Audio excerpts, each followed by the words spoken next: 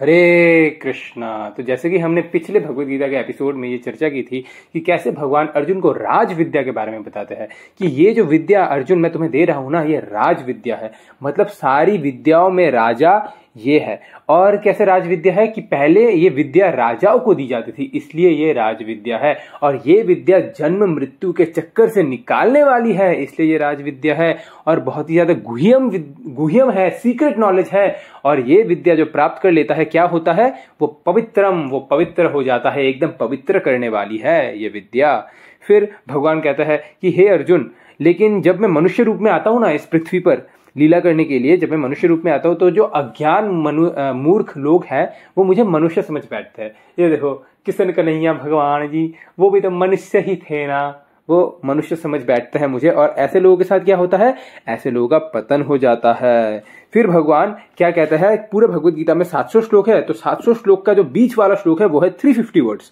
तो भगवान एकदम 350 जो वर्ड्स है 9.14 वो कहता है कि एक भक्त को एक भक्त कौन कहलाता है, एक महात्मा कौन है, जो सततम कीर्तयन्तु माम करता है, कि जो सतत रूप से मेरी कीर्तन करता है, मेरा भजन करता है, मेरी कथाएं सुनता है और कथाएं बोलता है, वही महात्मा कहलाता है और वही मेरा भक्त है। तो ये 350 जो वर्ड्स है ये बहुत ज्यादा इंपॉर्टेंट वर्ड्स है। फिर भगवान कहता है कि हाँ, मेरी जो भक्ति करता है वो महात्मा कहलाता है, लेकिन सब लोग तो मेरी भक्ति नहीं करते ना, कुछ लोग देवी देवताओं की भी भक्ति करते हैं। तो जो लोग देवी देवताओं की भक्ति करते हैं वो लोग असल में मेरी ही भक्ति कर रहे होते हैं। वो देवी देवताओं को जो चढ़ाते हैं वो अल्टीमेटली मेरे पास ही आता है, लेकिन ये अविधि पूर्वकम है, मतलब इन अ रॉन्ग वे है, वो इनडायरेक्ट वे में वो पूजा करते हैं मेरी। फिर भगवान अपना इंश्योरेंस पॉलिसी देते हैं। क्या इंश्योरेंस पॉलिसी देता है, भगवान कहता है योगक्षेमम वहाम्यहम, कि मेरे भक्त के जीवन में, लेकिन जो मेरी भक्ति करता है ना, एकदम स्पष्ट रूप से मेरी भक्ति करता है, कोई देवी देवता की भक्ति नहीं, सिर्फ मेरी भक्ति करता है, मैं क्या करता हूं उस भक्त के साथ, योगक्षेमम वहाम्यहम, जो उसके जीवन में है उसकी रक्षा करता हूं और जो उसके पास नहीं है उसको मैं प्रदान करता हूं। यह भगवान की इंश्योरेंस पॉलिसी है। फिर भगवान कहता है कि नहीं, तब अर्जुन पूछता है अच्छा भगवान, तो मतलब सारे रास्ते आपकी ओर नहीं जाते ना? तो भगवान कहता है नहीं नहीं नहीं अर्जुन, सारे रास्ते मेरी तरफ नहीं जाते। जो लोग देवी देवताओं की पूजा करते हैं वो लोग देवी देवताओं के पास जाते, जो लोग भूतों की पूजा करते हैं वो लोग भूतों के पास जाते, जो लोग पितरों की पूजा करते हैं वो लोग पितर के पास जाते हैं, और जो लोग मेरी पूजा करते हैं वो लोग मेरे पास आते हैं। अर्जुन, ऐसा की हिसाब किताब है? अच्छा भगवान, ऐसा है क्या? फिर भगवान कहता है कि लेकिन जो मेरा भक्त है ना, जो मेरा भक्त है, भले ही वो जघन्य से जघन्य अपराधी क्यों ना करे, लेकिन अगर वो मेरी भक्ति में लगा हुआ है, मेरा नाम जप कर रहा है, मेरा कथा सुन रहा है, तो उसे साधु मानना चाहिए। उस भक्त को खुद को साधु नहीं मानना चाहिए, उसको तो खुद को कचोटना चाहिए कि तू कितना पाखंडी है, तू कितना नीचे गिरा हुआ है। लेकिन बाकी लोगों को क्या करना चाहिए ना, बाकी लोगों को उस भक्त को साधु मानना चाहिए। ऐसा मानने से क्या होगा, ऐसे मानने से जो व्यक्ति उस पाखंडी भक्त को भी साधु मानेगा, वो व्यक्ति खुद तो पवित्र हो जाएगा, और वो जो उल्टा फुल्टा काम कर रहे भगवान की भक्ति में लगा हुआ है, भगवान कहता है मेरे भक्त का कभी भी नाश नहीं होता, नामे भक्त प्रणश्यति। अच्छा ठीक है भगवान, तो आपकी भक्ति कैसे करते? तब भगवान कहता है कि अपने मन को मेरे में लगाओ, मेरी भक्त बनो, मेरे पूजा करो और मुझे नमस्कार करो, ऐसे करके तुम मेरा भक्त बनो अर्जुन। तो यहां पर भगवान चैप्टर 9 खत्म करता है। अभी भगवान आते हैं चैप्टर 10 में। तो फिर भगवान अभी 10 चैप्टर में 10 चैप्टर में कहता है कि असल में सारी जो इच्छाएं पूरी होती है ना, वो किनसे होती है? देवी देवताओं से होती है। वो देवी देवताओं भी मेरे से ही आ रहे हैं। जितने भी सारे संत महात्मा है जिनसे हम आशीर्वाद मानते हैं कि आप मुझे आशीर्वाद दे दो, मेरा भला हो जाए, मेरा बिजनेस फूल जाए, मेरी पत्नी अच्छी मिल जाए, मेरे बच्चे मेरा कहना मान ले, वो संत महात्मा कहां से आ रहे हैं? मेरे से आ रहे हैं। उनके आशीर्वाद में जो शक्ति है वो कहां से आ रही है? मेरी से आ रही है। इसलिए अगर तुमको कोई भी बेनिडिक्शन चाहिए ना अर्जुन, तो वो सारी बेनिडिक्शन क्या है ना, तुम किसी से भी बेनिडिक्शन लो, वो सारी बेनिडिक्शन की जो पावर है वो मेरे से ही आ रही है। तो चाहे कोई विरक्त हो संतों की तरह, या चाहे कोई भोगी हो देवी देवताओं की तरह, ये सब कुछ आते तो मेरे से ही है। तो जितने भी सद्गुण है इस संसार के अंदर, जो कि पूरे सृष्टि में छाए हुए हैं, चाहे वो बुद्धि हो, ज्ञान हो, संशय हो, क्षमा हो, सत्यता हो, इंद्रिय संयम हो, मन में नियंत्रण हो, जन्म हो, मृत्यु हो, भय हो, निर्भय होना हो, संभाव हो, तपस्या हो, दान हो या ध्यान हो, यश हो, अपयश हो, सारी जो अच्छी क्वालिटीज है, ये सारी भी जो क्वालिटीज है ना, ये सब मैंने ही बनाई है वास्तव में अर्जुन। अच्छा, तो भगवान ये सब आपने बनाया है? हाँ अर्जुन, मैंने बनाई है। अच्छा, तो लेकिन भगवान हमें ना इन सब में ना अच्छी वाली क्वालिटीज चाहिए होती है, जिसमें हम खुश रहे, मन में संतोष हो, हम संतोष का जीवन व्यतीत करें, हम खुश रहे। भला ये संतोष और खुशी कहाँ से मिलती है भगवान? इसके बारे में जरा बताइए हमें। फिर भगवान यहाँ से चतुर्श्लोकी भगवत गीता कहते हैं, जो कि 10.8, 10.9, 10.10 और 10.11 है, जो कि चतुर्श्लोकी भगवत गीता है। मतलब 4 श्लोक। अगर कोई पूरी भगवत गीता ना भी पढ़े, लेकिन अगर सिर्फ ये 4 श्लोक को पढ़ के अच्छी तरीके से समझ जाए, 10.8, 10.9, 10.10, 10.11, अगर ये 4 श्लोक को पढ़ के अच्छी तरह समझ जाए तो वो पूरी भगवत गीता पढ़ने का उसको फल मिल जाएगा और पूरी भगवत गीता वो समझ जाएगा, क्योंकि इस 4 श्लोक में भगवान पूरा बता देते हैं। इसे कहते हैं चतुर्श्लोकी भगवत गीता।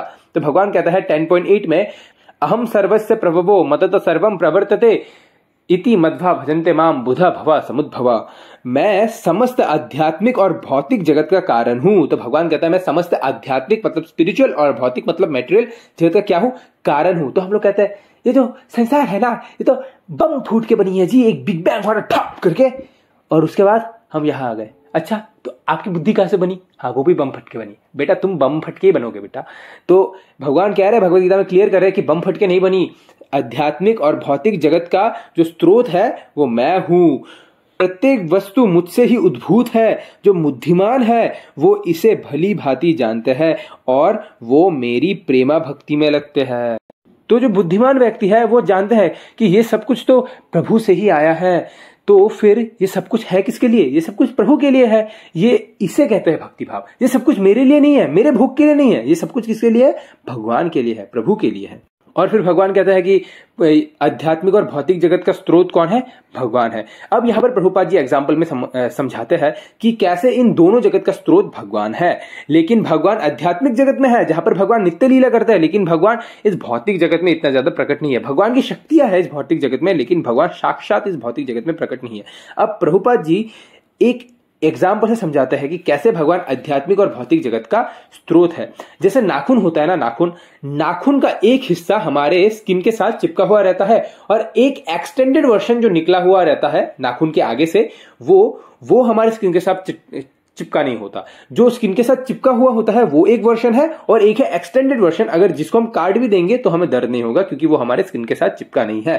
तो जो स्किन के साथ जुड़ा हुआ है, जो स्किन के साथ चिपका हुआ है, वो है स्पिरिचुअल वर्ल्ड, और जो एक्सटेंडेड नील है वो है मेटेरियल वर्ल्ड। इसलिए जो स्किन के साथ चिपका हुआ है वो है भगवान का धाम, जहां पर भगवान नित्य निवास करते हैं।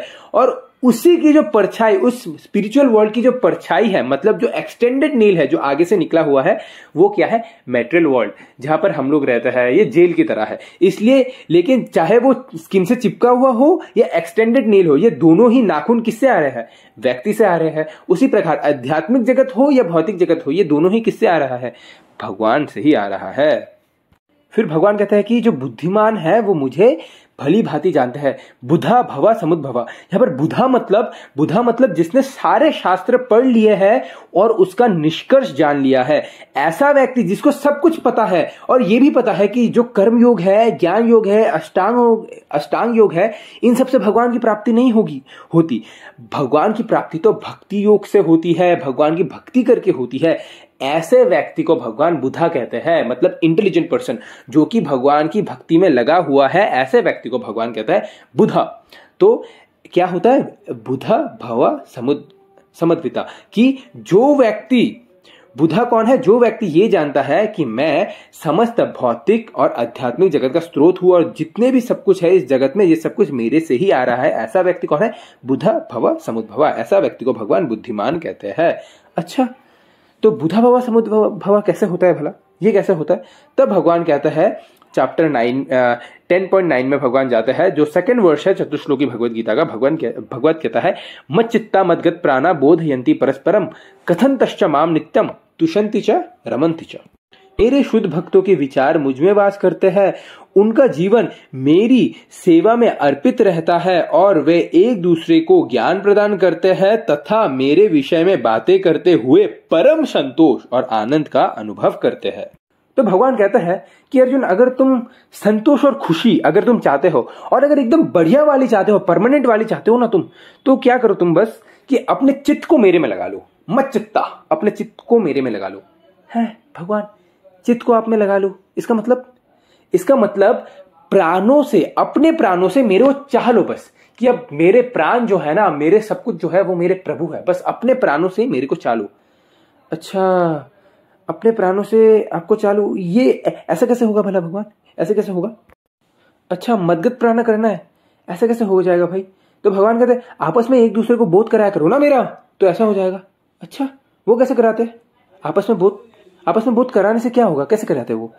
कथा करो ना मेरी कथा करोगे तो क्या हो जाएगा? मेरे बारे में बोध हो जाएगा, रिमाइंड हो जाएगा ना मेरे बारे में। अच्छा कथा करनी है आपकी? अच्छा, कभी कभी करनी है, मतलब आधा घंटा करने से हो जाएगा? रोज आधा घंटा? भगवान कहते हैं नहीं, नित्यम कथंतश्च माम नित्यम, हमेशा करो मेरी कथा, तुम हमेशा करो। तब क्या हो जाएगा? मेरे बारे में बोध हो जाएगा। मेरे बारे में जब बोध हो जाएगा तब क्या करोगे? तुम प्राणों से मुझे चाव पाओगे और तुम्हारा चित्त जो है वो मुझ में लग जाएगा। ओ अच्छा, ऐसा है क्या? अच्छा, तो भगवान अगर हम आपकी कथंतश्च माम नित्यम करेंगे तो उससे मेरा फायदा क्या होगा?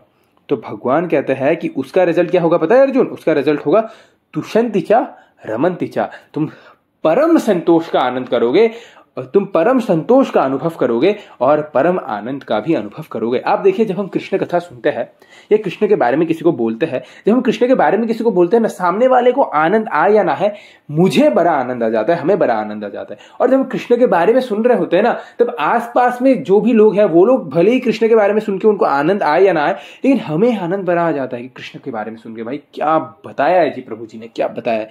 कृष्ण के बारे में सुन के आनंद आ जाता है और कृष्ण के बारे में बता के भी आनंद आ जाता है। आप देखिए, कभी भी कृष्ण चर्चा करके इवन मेटेरियलिस्टिक लोग को भी आनंद आता है कृष्ण के बारे में चर्चा करते हैं। अरे वो रासलीला वाली बताओ जरा, वो जो गोपियों के साथ डांडिया खेले तो भगवान है रात को, बताओ रासलीला वाली बताओ, गरबा किया तो भगवान, घड़ीला ढोलड़े मजाड़ मणा ढाणा, भगवान ने किया था ना गरबा, भगवान ने किया था डांडिया, अरे वो बताओ। तो जो है मेटेरियलिस्टिक लोग, उनको भी बहुत मजा आता है कृष्ण कथा में, सबको मजा आता है कृष्ण कथा में। तो ये जो कृष्ण कथा है, ये अगर हम सुनेंगे या अगर हम करेंगे तो क्या हो जाएगा? तुषंतिचा रमंतिचा। इसका रिजल्ट क्या होगा? इसका रिजल्ट होगा कि हम परम संतोष और परम आनंद का अनुभव कर पाएंगे।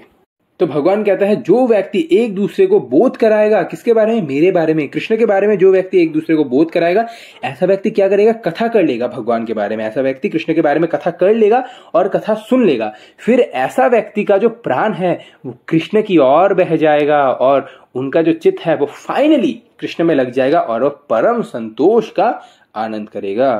तो इसलिए अगर कोई चाहता है कि मेरा जो चित्त है वो भगवान में लग जाए और मैं प्राणों से भगवान को चाह लूं, तो पहला स्टेप क्या है कि एक दूसरे को बोध कराना चाहिए भगवान के बारे में, एक दूसरे को बोध कराना चाहिए, उनकी कथा करनी चाहिए भगवान के बारे में और कथा सुननी चाहिए। तब जाकर जब हम भगवान के बारे में सुनेंगे या बोलेंगे या एक दूसरे को बोध कराएंगे भगवान के बारे में, मत चिंता मत गत प्राणा बोधयंती परस्परम, क्या हो जाएगा? तब हमारा जो चित्त है वो भगवान में लग जाएगा। अच्छा, तो भगवान आप कहते हैं कि कथा करो मेरी, लेकिन प्रभु मैंने देखा है आपकी जो लीलाएं है, आपकी जो कथा है वो समझ में नहीं आती। वो बहुत दिमाग लगाया मैंने ब्रेन वीटा प्लस की कैप्सूल ली, मैंने ब्रेनोलिया पिया, मैंने ब्राह्मणी का तेल लगाया, मैंने नवरत्न तेल लगाया ताकि आपकी कथाएं समझ में आए, मैंने बादाम का मिल्कशेक पिया, मैंने बादाम को दूध में भिगोकर मैंने पिया, लेकिन प्रभु आपकी लीला समझ में नहीं आई। मैंने बहुत बादाम खाया प्रभु, मैंने बहुत कैप्सूल ली ब्रेन विदा प्लस की, मैंने ब्रेनोलिया भी पिया, लेकिन आपकी लीलाएं समझ में नहीं आई।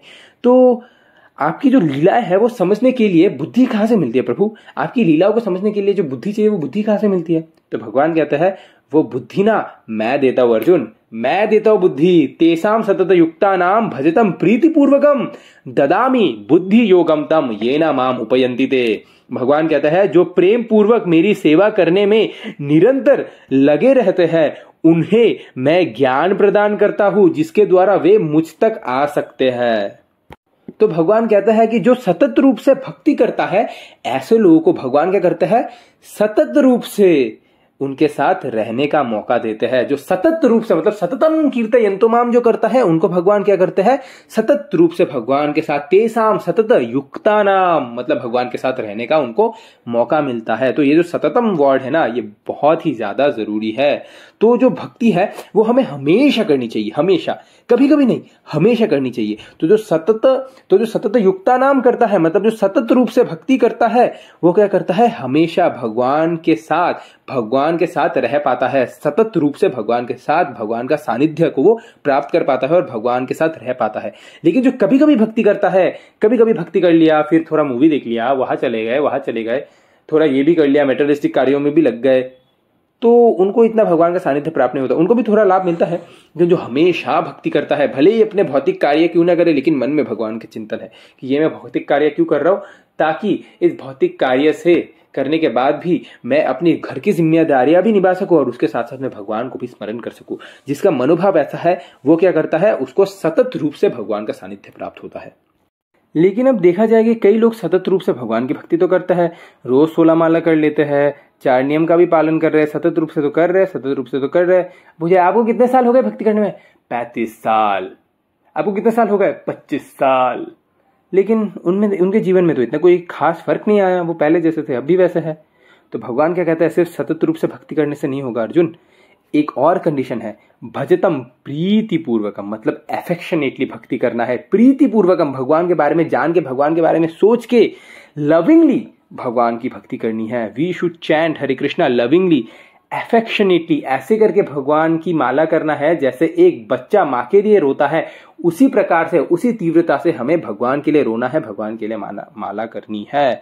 तो भगवान कहता है मैं उन्हीं को बुद्धि देता हूं जो सतत रूप से मेरी कीर्तन करते हैं, और मैं उनको बुद्धि देता हूं, मेरे बुद्धि देने से ही वो मुझे समझ पाते हैं। तो जब तक भगवान बुद्धि नहीं देंगे हम भगवान को समझ नहीं पाएंगे। भले ही कोई पीएचडी क्यों ना हो, एमबीबीएस क्यों ना हो, बीटेक क्यों ना हो, फला डिमका क्यों ना हो, लेकिन जब तक भगवान बुद्धि नहीं देते ना, तब तक हम भगवान को समझ नहीं पाएंगे। लेकिन अगर कोई 9वीं फेल हो, लेकिन अगर भगवान उसको बुद्धि दे दे, तो वो भगवान को एकदम बढ़िया से समझ पाएगा और सिद्धांत एकदम बढ़िया से प्रस्तुत कर पाएगा। तो भगवान कहता है बादाम और आम खाने से बुद्धि नहीं बढ़ती अर्जुन, मैं बुद्धि देता हूं तभी बुद्धि बढ़ती है। मैं अगर बुद्धि ना दूं ना, तो बड़े से बड़े विद्वान ज्ञानी भी मुझे समझ नहीं पाते। तो ये कहता है भगवान। फिर अर्जुन बोलते अच्छा हाँ, अभी फिर भी मुझे थोड़ा थोड़ा समझ में आ रहा है भगवान, क्योंकि अभी बुद्धि दिया ना आपने मेरे को, तो अभी मुझे समझ में आ रहा है आपके बारे में। अच्छा तो भगवान आप ये बुद्धि देते कैसे हो भला, आप ये बुद्धि कैसे देते हो? तब भगवान कहता है, जो लास्ट श्लोक है चतुर्श्लोकी भगवत गीता का, भगवान कहता है 10.11, भगवान कहता है तेषाम एवानुकंपार्थम अहम अज्ञान जंतमः नास्यामि आत्मभावस्तु ज्ञान दीपेन भास्वतः। मैं उन पर विशेष कृपा करने की हेतु उनके हृदय में वास करते हुए ज्ञान के प्रकाशमान दीपक के द्वारा अज्ञान जनक अंधकार को दूर करता हूं।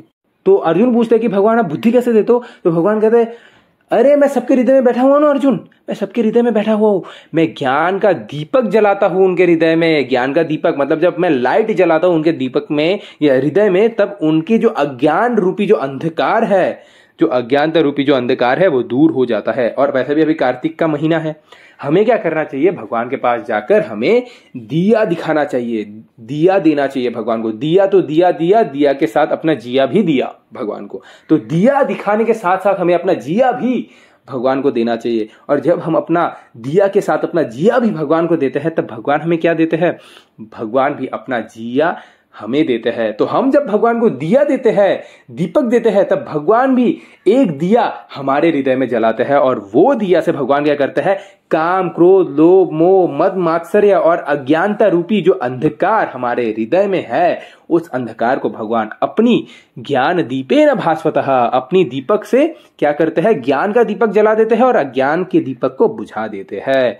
तो इसी प्रकार से भगवान क्या करते हैं? भगवान हमें बुद्धि भी देते हैं और भगवान हमें ज्ञान भी देते हैं, हमारे हृदय में दीपक भी जलाते हैं, ताकि हम शुद्ध हो सके और भगवान को समझ सके। तो ये चतुश्लोकी भगवान भगवत गीता के चैप्टर 10 में, चैप्टर वर्स नंबर 8 से लेकर 11 तक भगवान कहते हैं।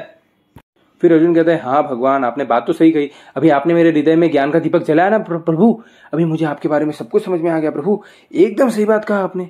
फिर भगवान कहते हैं लेकिन तू ही तो मानता है अर्जुन, तू ही तो मानता है मुझे, और कौन मानता है बता, और कौन मानता है? तब अर्जुन कहता है ब्रह्म परम धाम पवित्रम परमं भवम पुरुषम शाश्वतम दिव्यम आदि देवम अजम विभु अहुस्त्वम सयः सर्वे देवश्री नारदस्तथा असितो देवल व्यास स्वयं चैव भवश्री में। कि हे प्रभु सिर्फ मैं नहीं मानता, आप तो परम ब्रह्म हो, आप तो परम धाम हो, आप तो पवित्रम परम भवा हो। ये कौन कौन मानता है? सिर्फ मैं नहीं मानता, ये देवल मानते हैं, व्यास मानते हैं, नारद मानते हैं, और बहुत सारे बड़े बड़े ऋषियां भी ये चीज मानते हैं। मैं तो ये लेटेस्ट कस्टमर हूं जो कि अभी अभी इसको समझा है, लेकिन बाकी सब तो बहुत पहले से मानते हैं। फिर अर्जुन कहते हैं कि प्रभु आपने जो अपना ऐश्वर्य एक बार पहले बताया था ना, कि मैं बुद्धिमान हूं, कि बुद्धि हूं, मैं टैलेंटेड व्यक्ति के टैलेंट हूं, पानी का जो स्वाद है वो मैं हूं, सूर्य का जो प्रकाश है वो मैं हूं, जो आपने ऐश्वर्य एक बार बताया था ना 7 चैप्टर में, 8 चैप्टर में, वो एक बार वापस से बता दो ना प्रभु, एक बार वापस से बता दो ना, बीच में मैं थोड़ा भटक गया था तो आप कुछ और बताने लग गए थे, तो आप एक बार वापस से बता दो ना, वो ऐश्वर्य सुन के बहुत मजा आया था। तो फिर भगवान उस ऐश्वर्य को कंटिन्यू करता है। भगवान कहता है परमात्मा सबके हृदय में वो मैं हूं, जो प्रकाश है उसमें सूर्य का प्रकाश वो मैं हूं, जो 12 आदित्य है उसमें विष्णु मैं हूं, जितने भी सारे तारे हैं आकाश में उन सारे तारों में जो चंद्रमा है वो मैं हूं, देवताओं का राजा इंद्र वो मैं हूं।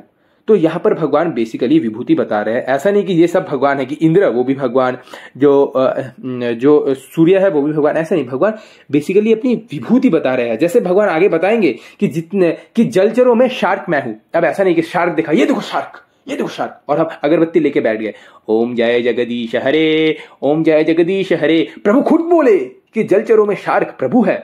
और फिर भगवान आगे कहता है कि जितने भी सारे फेरोशियस एनिमल है उसमें सिंह मैं हूं। लो जी, हमको सिंह दिख गया, जू में गए, हम भक्त लोग मिलकर जू में गए, उनको सिंह दिख गया, ये देखो सिंह, ये देखो लायन, लायन। प्रभु खुद बोले भगवत गीता में कि प्रभु क्या है, सिंह है। वो सिंह बेचारा भूखा बैठा हुआ है, जू वालों ने उसको खाने के लिए नहीं दिया। कोई बात नहीं बेटे, तू अगरबत्ती खा। उसको अगरबत्ती दिखा रहे, ओम जय जगदीश हरे, ओम जय जगदीश हरे, ऐसे करके। नहीं जी, भगवान यहां पर बेसिकली अपनी विभूतियां बताते हैं। कि भगवान कहता है कि हर किसी चीज में जो विशेष चीज दिख जाए ना, जितनी भी सारी चीज है उसमें अगर कुछ विशेष चीज दिख जाए तो उसमें जो विशेषता है वो विशेषता आ रही है भगवान से। तो जो इंद्रिय है, भगवान फिर आगे कंटिन्यू करता है, जो इंद्रिय है उसमें मन मैं हूं। किसी भी जीवित व्यक्ति की जो जीवन चेतना है, जो कॉन्शियसनेस है वो मैं हूं। पर्वतों में मेरु पर्वत वो मैं हूं। रुद्र में शिव मैं हूं। जैसे रुद्र जो है 11 रुद्र है, वो 11 रुद्र कोई भी बन सकता है। कुछ कुछ विधि है, अगर वो तपस्या कोई कर ले अपने इतने इतने जन्म तक तो वो रुद्र बन सकता है, लेकिन शिव कोई नहीं बन सकता। शिव एक यूनिक पोजीशन है, शिव जी कोई नहीं बन सकते। इसलिए शिव जी को देवों के देव महादेव कहते हैं। शिव जी डेमीगॉड में भी नहीं आते, शिव जी का विशेष स्थान है, वो तो वैष्णव है। इसलिए भगवान कहता है कि रुद्र में शिव मैं हूं। जितने भी सारे अविचल चीज है, मतलब ना हिलने वाली, जितने भी सारे अविचल चीज है, मतलब जिसको कि हिला ना जा सके, ना हिलने वाली चीज, उसमें हिमालय मैं हूं। दैत्यों में प्रहलाद मैं हूं। अस्त्र शस्त्र चलाने वालों में जो दक्ष है उनमें राम मैं हूं। अब बलदेव विद्याभूषण अपने भगवत गीता के कमेंट्री में कहता है कि यहां पर जो राम बताया गया है ना, वो परशुराम है। क्योंकि भगवान श्री राम तो परम पुरुषोत्तम है ना, वो तो ही इज द लॉर्ड, वो भी तो सुप्रीम पर्सनैलिटी ऑफ गॉड है। तो भगवान खुद को तो काउंट नहीं करेंगे ना। भगवान कह रहे हैं कि परशुराम, क्योंकि परशुराम क्या है, वो सारे अस्त्र शस्त्र चलाने में दक्ष थे और वो शाक्तावेश अवतार है भगवान के। तो इसलिए समस्त अस्त्र शस्त्र चलाने में जो दक्ष है उसमें राम भगवान श्री कृष्ण है, यानी कि परशुराम। जितने भी प्रकार के विज्ञान है उनमें भक्ति वाला ज्ञान मैं हूं। जितने भी लॉजिशियंस है उनमें निष्कर्ष मैं हूं। अगर कोई तर्क वितर्क होना, तर्क वितर्क कुतर्क हो, मतलब मैं तर्क कर रहा हूं, किसी के साथ आर्ग्यूमेंट कर रहा हूं, उस आर्ग्यूमेंट का एक निष्कर्ष निकलता है ना, कि आपने कुछ बोला मैंने कुछ बोला। अब इन दोनों में से निष्कर्ष क्या है, मतलब रिजल्ट क्या है, वो रिजल्ट कौन है, भगवान है, निष्कर्ष भगवान है। जितने भी वर्णमाला है उनमें अ मैं हूं।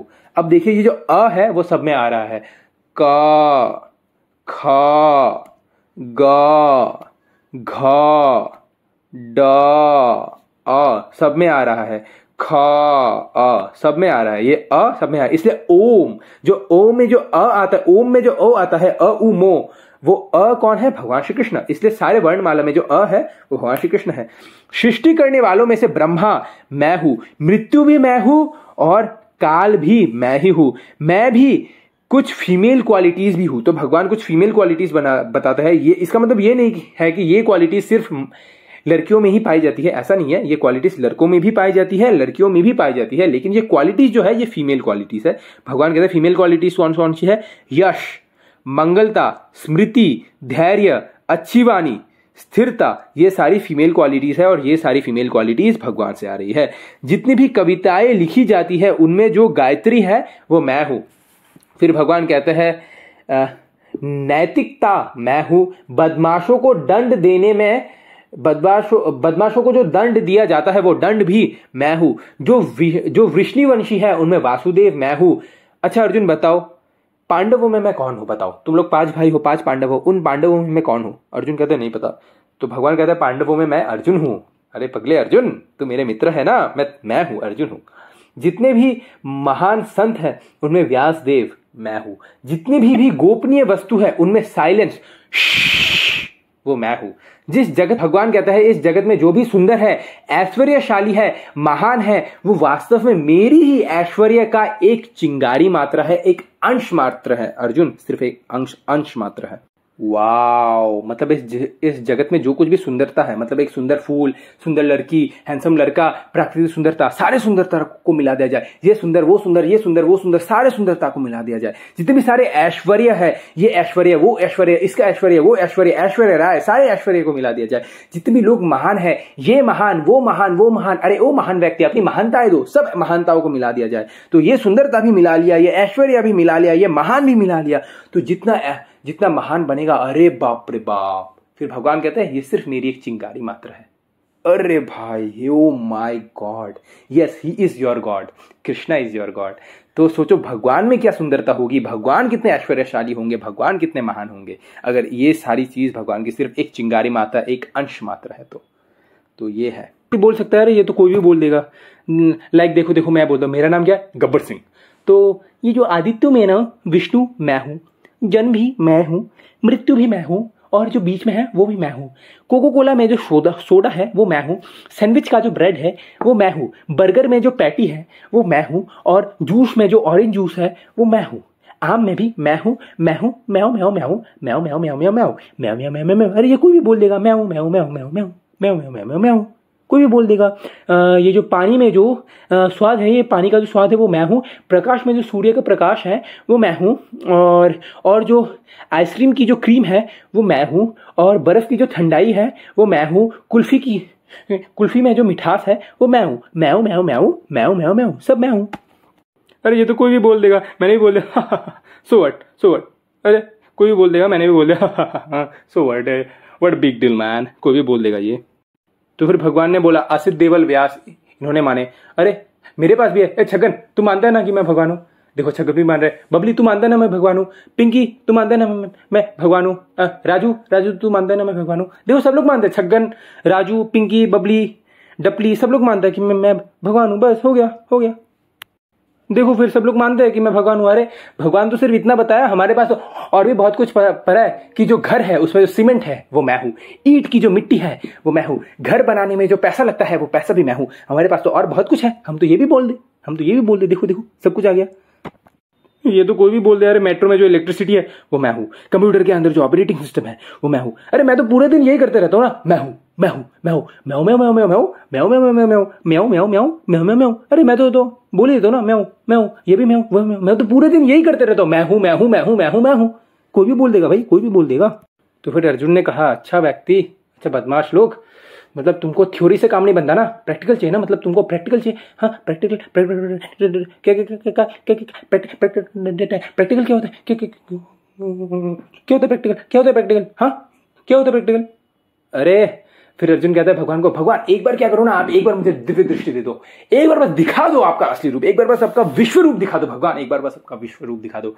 फिर भगवान जो विश्व रूप दिखाते हैं, जिसमें भगवान के हजारों भुजाएं, अनंत सिर, अनंत पैर, अनंत छाती, सब कुछ अनंत, उसमें ब्रह्मा जी भी है, रुद्र भी है, शिव जी भी है, सब है उसमें, गणेश, इंद्र, दुर्गा, कार्तिक, सब है वहां पे।